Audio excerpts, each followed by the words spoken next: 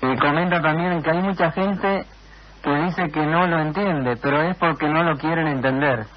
Bueno, yo recién en la apertura estuve diciendo que el Señor les habló a 3/4 partes de la tierra, y eso está en vigencia, en parábola, para que no entienda, porque ha sido un desastre lo que ellos están haciendo.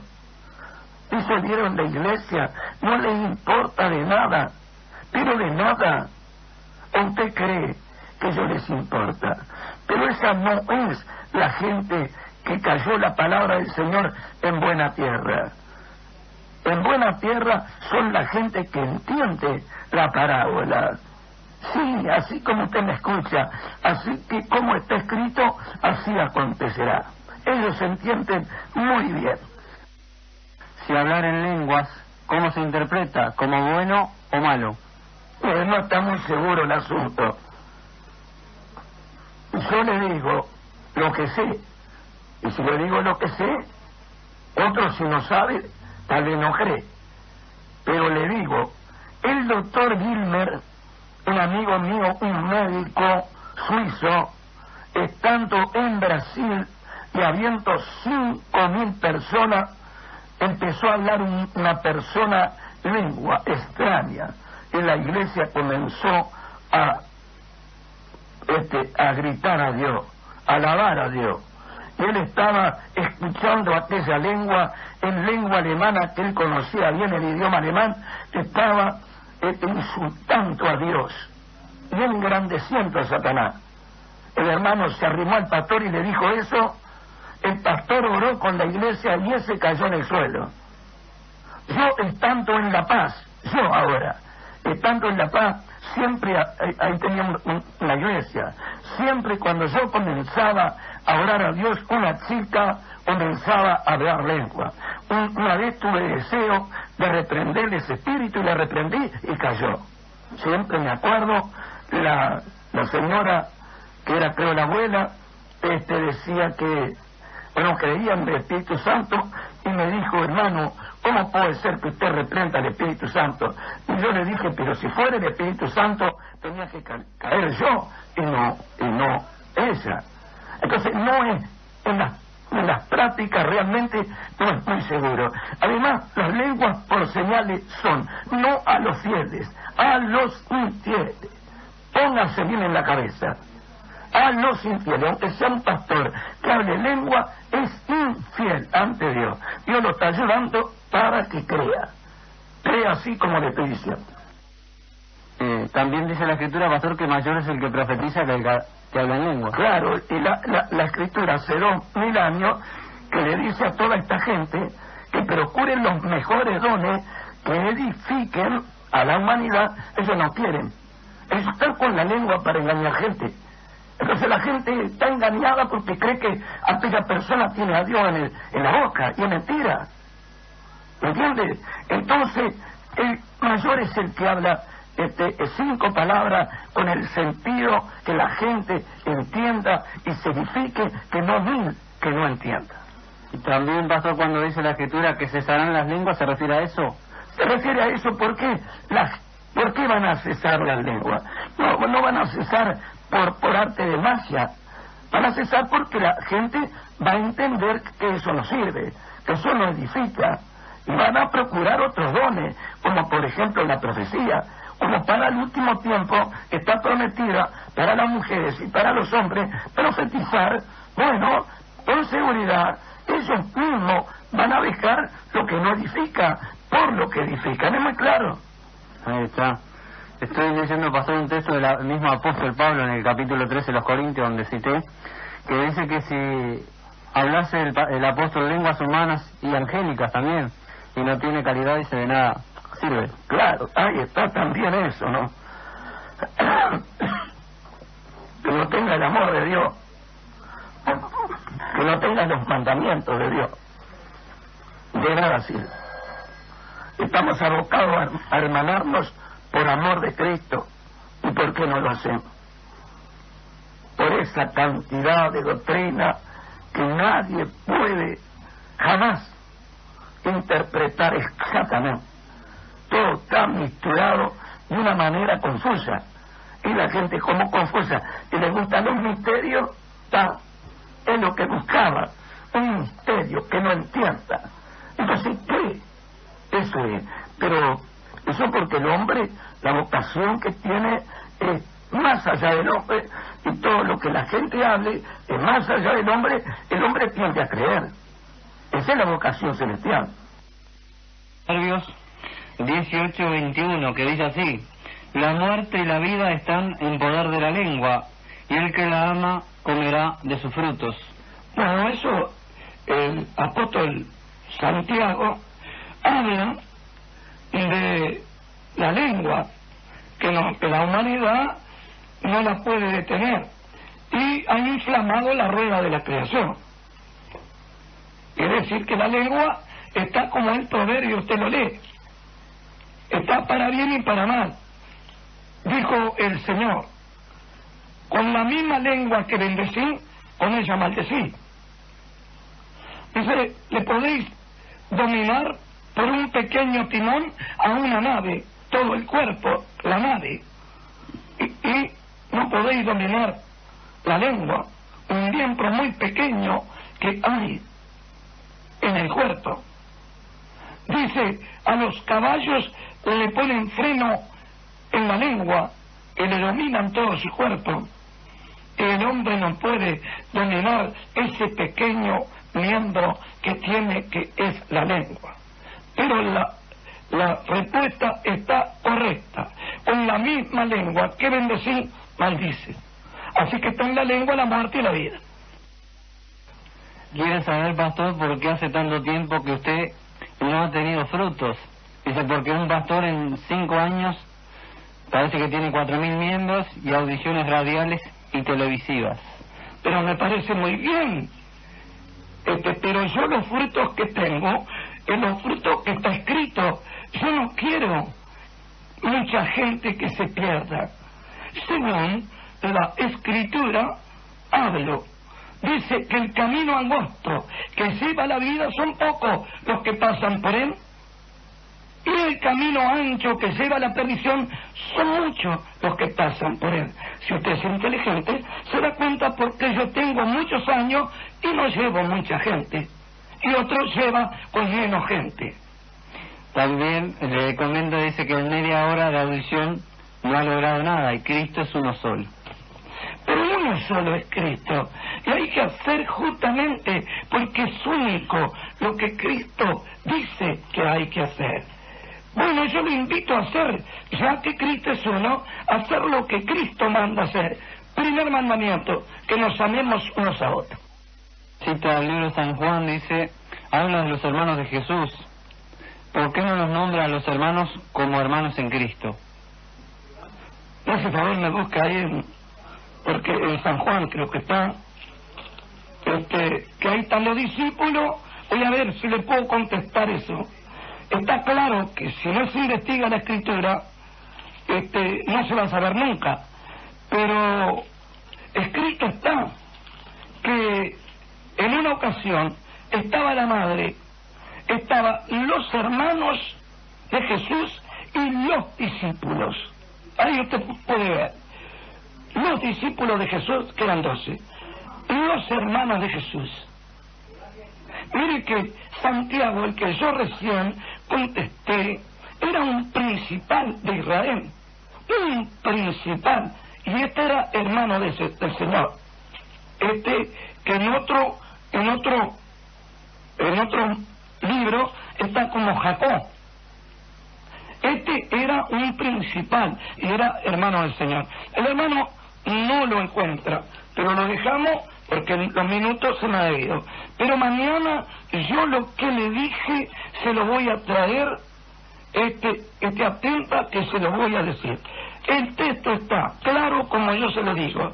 Estaba la mamá, estaban los hermanos, los hijos del Señor. Y tengo una profecía en el Viejo Testamento donde dice que los hermanos del Señor no iban a creer en el hermano. Y entonces usted puede ver en la Escritura cómo los hermanos del Señor, cuando él tenía que ir a Jerusalén y no iba, al templo, no creyó en él. No creyó que él fuera el Mesías. Y se cumplió la escritura del Viejo Testamento, que sus hermanos de madre no creyeron en él. Todo lo tengo, no estoy haciendo un comentario, esto es verdad, como está escrito, profecía cumplida con los hermanos y con los discípulos. Y dos textos bíblicos en 2 Timoteo capítulo 3 versículos 8 y 9, que dice así: y de la manera que Janes y Jambres resistieron a Moisés, así también estos resisten a la verdad, hombres corruptos de entendimiento, reprobos acerca de la fe, los no prevalecerán, porque su insensatez será manifiesta a todos, como también lo fue la de aquellos. Bueno, es un ejemplo que pone el apóstol para la gente opuesta. Esto me viene bien a mi prédica, y más la apertura que hice hoy en el programa. Realmente que la sensatez de la humanidad se opone al Espíritu Santo, porque ¿quién no sabe que el que creyó en Cristo cree por el Espíritu Santo? ¿Quién? Entonces quiere decir que es tanto un tiempo del Espíritu Santo que es para enseñar las Escrituras. Las Escrituras. Quiere decir que si no hay mensaje escrito, el Espíritu Santo no puede enseñar. Y si el Espíritu Santo está redarguyendo el corazón de las personas, porque lo que se está haciendo no tiene principio, no hay ninguna evidencia de principio. Hombre vanaglorioso sin razón, sin razón. Y el Espíritu Santo no es sin razón, porque tiene que enseñar de acuerdo a la Escritura. Si no es conforme a esto, el Espíritu Santo no le ha amanecido a nadie.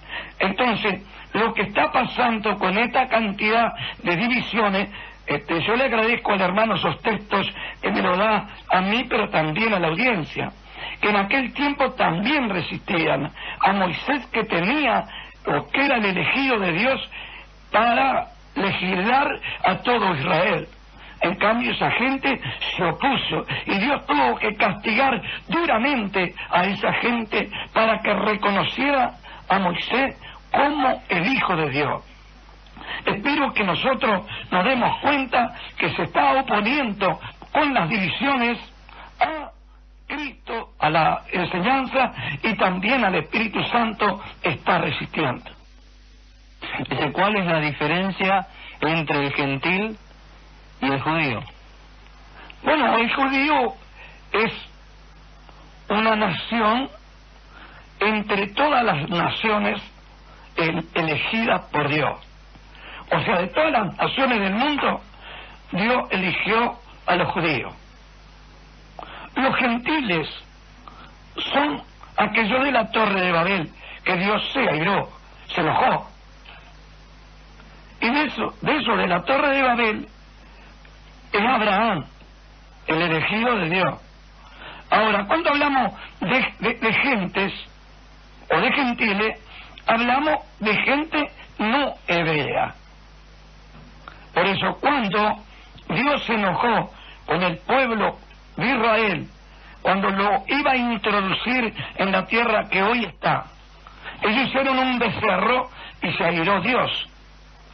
Y dijo, yo provocaré a este pueblo a celo con otro pueblo que no es pueblo. Ahí tiene usted el gentil. Gente que no me busca, quiere decir que no era judío. Gente insensata. Y luego también el mismo Señor Jesucristo, en San Juan, el capítulo 8, se hace entender, capítulo 10, se hace entender de que Él tiene otro rebaño, como en el caso que le dijo a Moisés, otra gente. Dice que me conviene traer aquí. No son de este redil mis ovejas que me conviene traer. Ellas oirán mi voz y habrá un rebaño. Entonces no entonces Israel, sino nosotros. Así que nosotros somos la gente.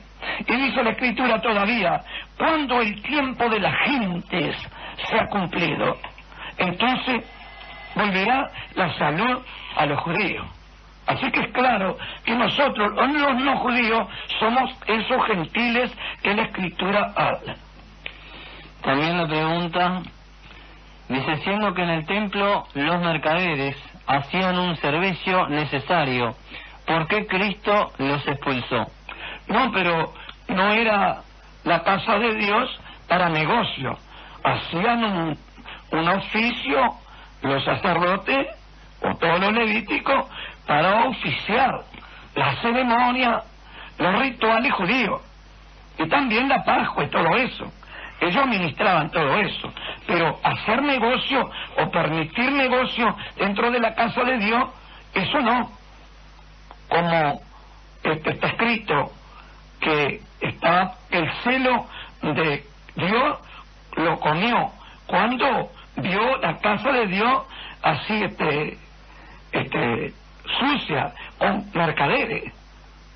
Siento que era un lugar santo. Otra cosa les voy a decir. San Mateo era publicano, pero era judío. Pero era publicano porque él tenía un trabajo público. Y según la justicia judía, ese hombre no tenía un trabajo justo como hebreo. Y entonces por eso era pecador. Había muchas cosas en los judíos que hay que saber. ¿Qué significa, pastor, en la Escritura cuando dice que vendría tiempo que no sufrirían la sana doctrina? Claro, porque no va a sufrir, porque no van a querer oír. Eso quiere decir, engruesan el oído, no quieren oír la verdad. Entonces, la sana doctrina estaba ya determinada. Esto es muy bueno, la pregunta que usted me hace. Ya estaba determinada por Dios que iba a ser un día, pero que ellos no la iban a poder sufrir, no la aguantan. Sufrirla es aguantarla, ellos no la quieren aguantar, y eso es demostración profética. La pregunta es esa. Pastor, cuando dice sana doctrina, quiere decir que las demás están enfermas, ¿o cómo? Todas, y claro, es una enfermedad que tiene la humanidad, de oposiciones, de estar contra el Señor Jesucristo, de no darse cuenta. Y bueno, las religiones lo dijo, mire, yo sin ser ni comunista ni nada, pero un hombre que no creía en nadie, que era, un ruso, pero que era, a ver si me acuerdo el nombre. Carlos Marx. Bueno, decía que la religión era el opio de los pueblos. Quiere decir entonces que si es así, es como un narcótico, que la gente queda boba, es que no sirve así eso. Entonces es una enfermedad. Como usted una cosa linda, me gusta, porque usted me hizo algo inteligente y me lo preguntó, y yo puedo responder a la audiencia para que vean que estar así es estar enfermo, no usar, por ejemplo, las facultades sanamente, normalmente. Pastor, usted hablaba de que en la segunda parte vamos a obtener la salvación. Es un poco similar cuando se pasó de la ley a la fe en Jesucristo. Dice que la gente en la época, por la prédica de los apóstoles, eran añadidos a la iglesia para ser salvos. Es verdad, es lo mismo, siempre hay una primaria, el tiempo de Noé. Dios hizo eso y la gente estaba en la primaria. y no quiso transferir, no quiso.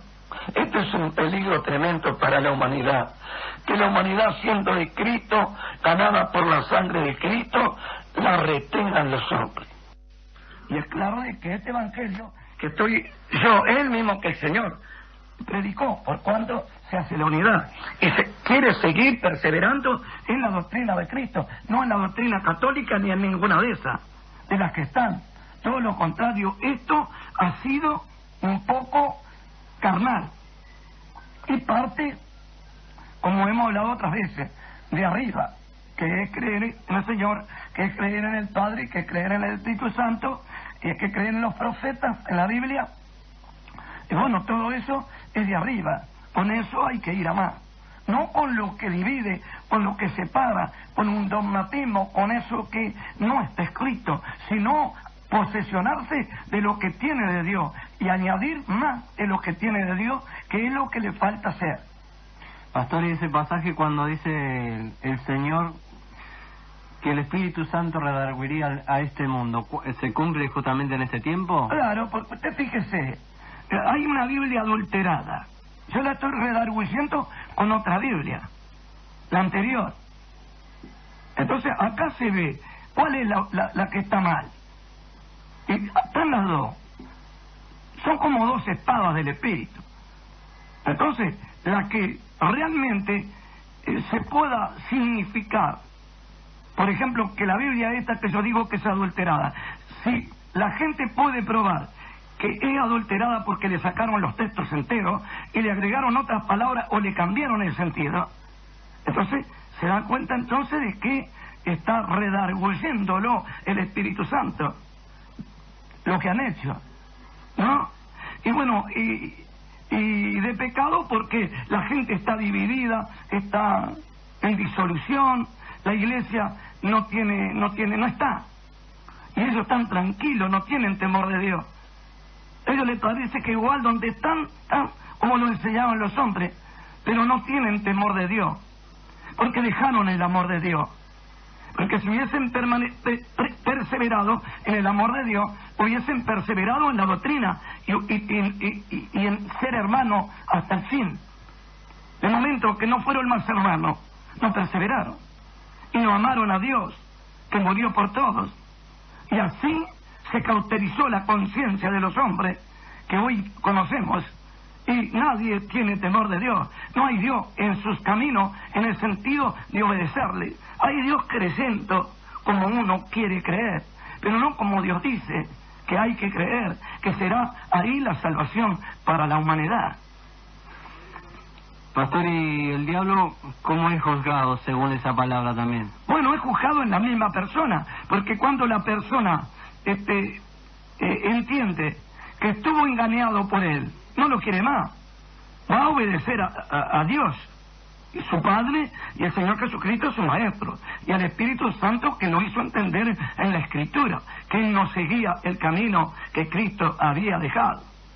Entonces, ahí lo saca para afuera, ahí es juzgado por la misma persona, que estaba engañada hasta ahora, pero luego, después, no más. Eso es juzgado Satanás en el último tiempo. Pastor, entonces estaba encubierto Satanás. Sí, estaba, pero por los mismos hombres, porque los hombres no investigaron, no les importó más que su posesión. Ahí no hubo más nada. Entonces Satanás estuvo encubierto todo el tiempo. El único que lo ha sacado a relucir lo que lee y su obra es el pastor Aquiles en el último tiempo, pero no como el mejor.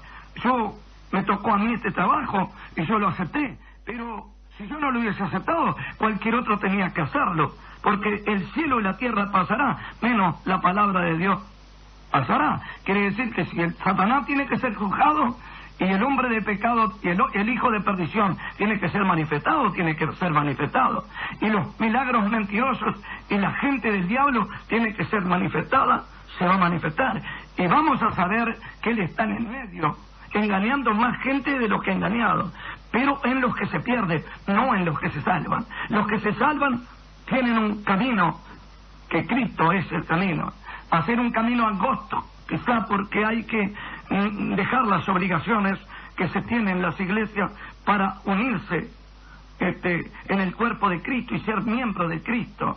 Esto será la iglesia que Cristo va a levantar. Así que no es fácil, es un poco engorroso y dificultoso. Y por eso entonces dice la Escritura que el camino angosto lleva a la vida eterna y el camino ancho son muchos los que pasan por él. Así que vamos a perseverar en Pueblo Santo y en la doctrina del Pueblo Santo que tiene la vida eterna. Eso es.